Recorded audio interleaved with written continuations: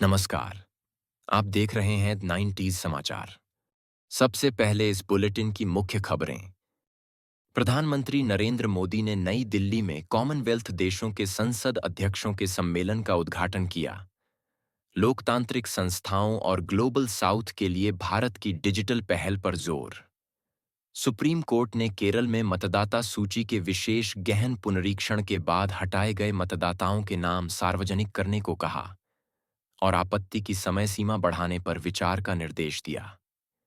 पश्चिम बंगाल के उत्तर दिनाजपुर में बीडीओ कार्यालय में तोड़फोड़ और आगजनी।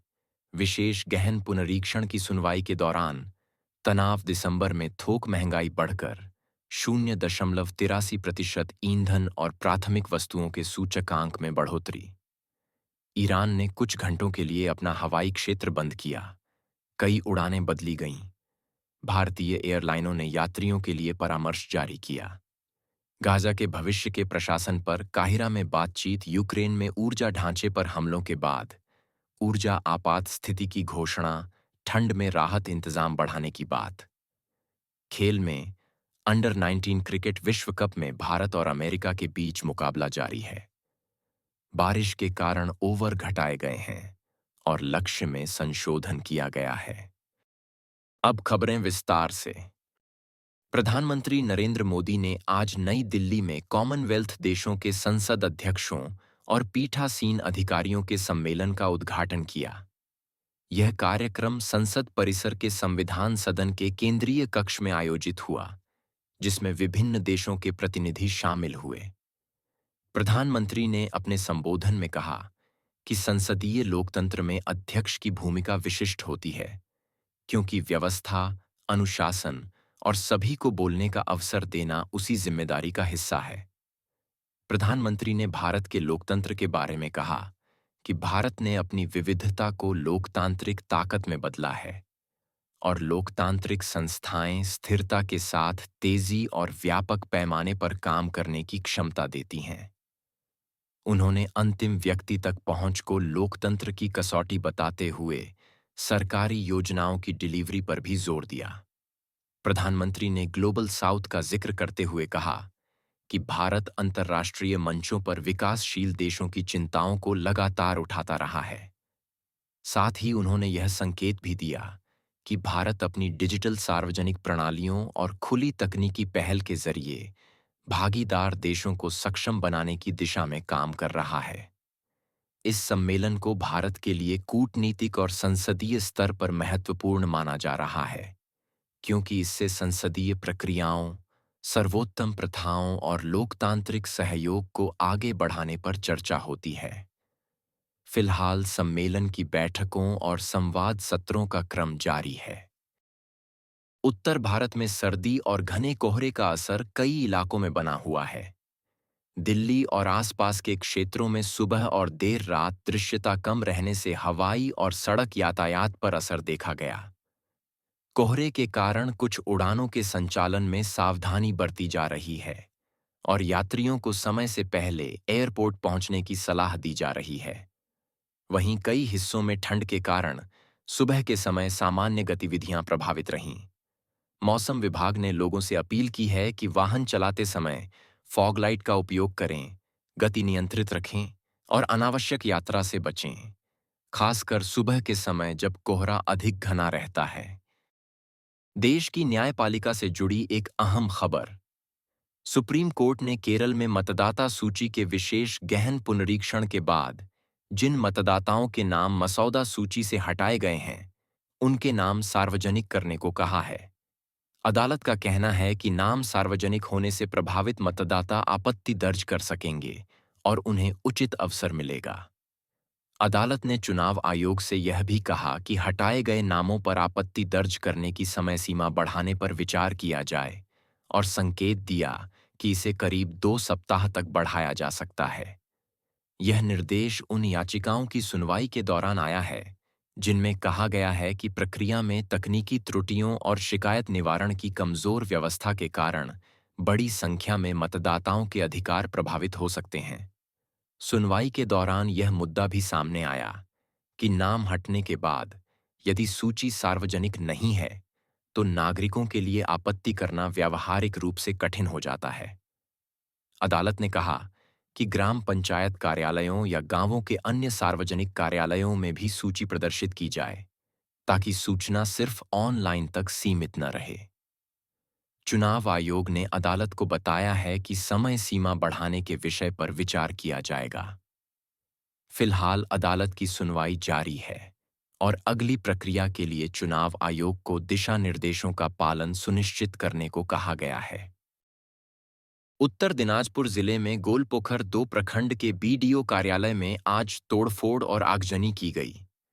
यह घटना उस समय हुई जब विशेष गहन पुनरीक्षण से जुड़ी सुनवाई प्रक्रिया चल रही थी। शिकायत के अनुसार सुबह से दोपहर के बीच करीब 300 लोगों की भीड़ जबरन कार्यालय परिसर में घुसी। आरोप है कि भीड़ ने कार्यालय के अलग-अलग हिस्सों में मौजूद फर्नीचर, इलेक्ट्रॉनिक उपकरण और महत्वपूर्ण कागजात को नुकसान पहुंचाया।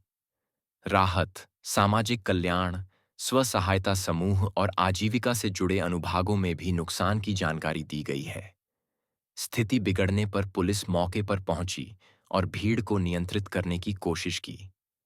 शिकायत में कहा गया है कि अधिक लोग जुड़ते गए और परिसर में दोबारा घुसकर तोड़फोड़ की गई।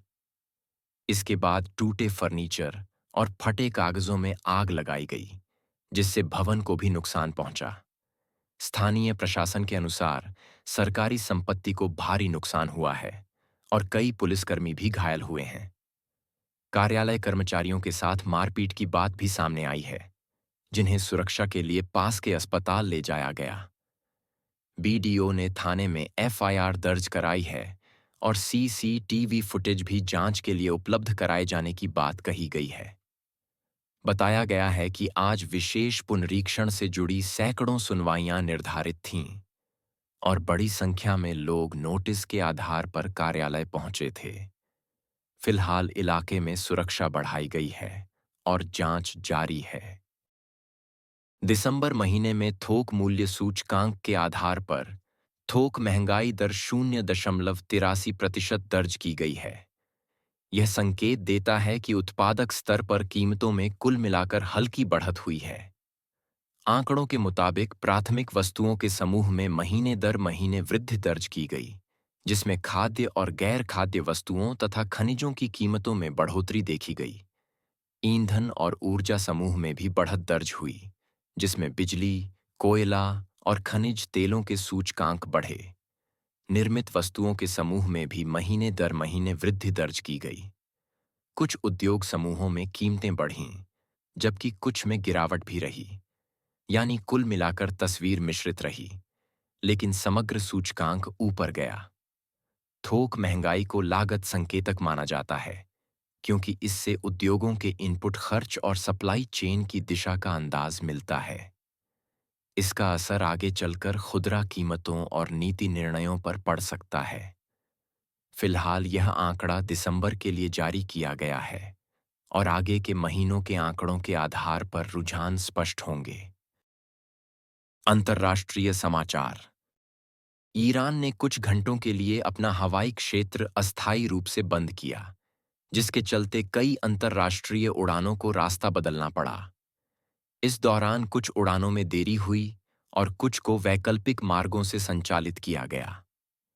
भारतीय एयरलाइनों ने यात्रियों के लिए परामर्श जारी किया और कहा कि मध्य एशिया और पश्चिम एशिया की ओर जाने वाली कुछ उड़ानों के समय में बदलाव संभव है। बाद में ईरान ने अपना हवाई क्षेत्र फिर से खोल दिया, लेकिन इस अस्थायी बंदी का असर उड़ान संचालन पर देखा गया। इसी पृष्ठभूमि में एक और घटनाक्रम सामने आया। घने कोहरे के बीच नई दिल्ली में एक लंबी दूरी की उड़ान वाले विमान को तकनीकी जांच के लिए ग्राउंड किया गया है। जानकारी के अनुसार टैक्सी करते समय विमान का इंजन किसी बाहरी वस्तु से प्रभावित हुआ, जिसके बाद जांच और मरम्मत की प्रक्रिया शुरू की गई है। एयरलाइन ने कुछ अंतर्राष्ट्रीय रूट पर संभावित व्यवधान की बात भी कही है। यह घटनाक्रम इसलिए महत्वपूर्ण है क्योंकि हवाई मार्गों में बदलाव, कोहरा और ग्राउंडिंग जैसी स्थितियां यात्रियों की समय सारिणी और एयरलाइनों की संचालन क्षमता पर सीधा असर डालती हैं। फिलहाल ईरान के हवाई क्षेत्र की स्थिति सामान्य बताई जा रही है और विमान से जुड़ी जांच जारी है।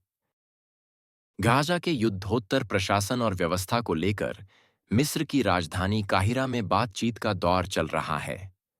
चर्चा का एक प्रमुख बिंदु यह है कि संघर्ष के बाद गाजा में प्रशासनिक ढांचा कैसे बने और नागरिक सेवाएं कैसे संचालित हों। जानकारी के अनुसार फिलिस्तीनी पक्षों के बीच एक तकनीकी समिति को लेकर सहमति की बात सामने आई है, जिसे युद्ध के बाद नागरिक प्रशासन संभालने की रूपरेखा के तौर पर देखा जा रहा है। हालांकि इस विषय पर बातचीत अब भी जारी है और आगे की प्रक्रिया मध्यस्थों के समन्वय पर निर्भर है। यह मुद्दा इसलिए अहम है क्योंकि गाजा में राहत, पुनर्निर्माण और नागरिक प्रशासन की निरंतरता सीधे तौर पर आम नागरिकों की स्थिति से जुड़ी है। फिलहाल काहिरा में बातचीत जारी है और अंतिम रूपरेखा पर औपचारिक घोषणा का इंतजार है। यूक्रेन में ऊर्जा ढांचे पर हमलों के बाद वहां ऊर्जा आपात स्थिति की घोषणा की गई है। अत्यधिक ठंड के बीच बिजली, हीटिंग और अन्य बुनियादी सेवाओं पर दबाव बढ़ने की बात कही जा रही है। यूक्रेनी प्रशासन का कहना है कि हमलों से कुछ इलाकों में बिजली आपूर्ति और गर्मी की व्यवस्था प्रभावित हुई है। इसलिए आपात कदमों के तहत ऊर्जा आयात बढ़ाने, मरम्मत कार्य तेज करने और नागरिकों के लिए वार्मिंग सेंटर जैसे उपायों को आगे बढ़ाया जा रहा है। यह घटनाक्रम इसलिए महत्वपूर्ण है क्योंकि सर्दियों में ऊर्जा ढांचे पर असर सीधे नागरिक जीवन और मानवीय स्थिति को प्रभावित करता है। फिलहाल वहां बहाली और आपात प्रबंधन की प्रक्रिया चल रही है और अंतर्राष्ट्रीय स्तर पर भी इस संघर्ष को लेकर कूटनीतिक गतिविधियां जारी हैं। खेल समाचार। अंडर 19 विश्व कप में भारत और अमेरिका के बीच मुकाबला आज खेला जा रहा है।